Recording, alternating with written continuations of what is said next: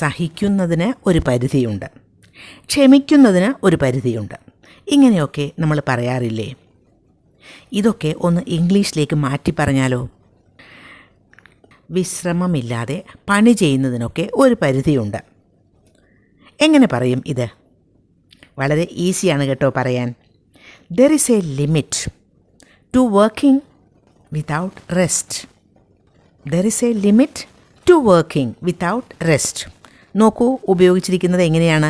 There is a limit എന്ന് പറഞ്ഞാൽ ഒരു പരിധിയുണ്ട്. എന്തിനാണ്? To working without rest.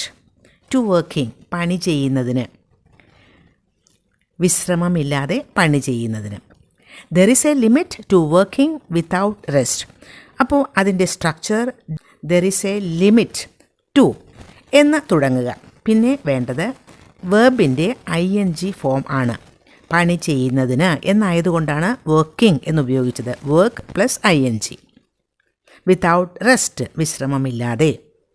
ഒരാൾക്ക് വേണ്ടി വെയിറ്റ് ചെയ്യുന്നതിൽ ഒരു പരിധിയുണ്ട്. There is a limit to waiting for someone. മധുര പലഹാരങ്ങൾ എല്ലാ ദിവസവും കഴിക്കുന്നതിന് ഒരു പരിധിയുണ്ട്. There is a limit to eating sweets every day. Eating, eat എന്നതിൻ്റെ കൂടെ ING ചേർക്കുന്നതാണ് ഈറ്റിംഗ്. കണ്ണടച്ച് ആളുകളെ വിശ്വസിക്കുന്നതിന് ഒരു പരിധിയുണ്ട്. There is a limit to trusting people blindly.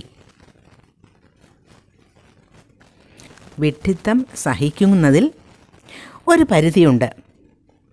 There is a limit to tolerating nonsense. ഒരു ലൈബ്രറിയിൽ ബഹളം സഹിക്കുന്നതിന് ഒരു പരിധിയുണ്ട്. There is a limit to tolerating noise in a library. കാര്യങ്ങൾ ശരിയാകാൻ കാത്തിരിക്കുന്നതിന് ഒരു പരിധിയുണ്ട്.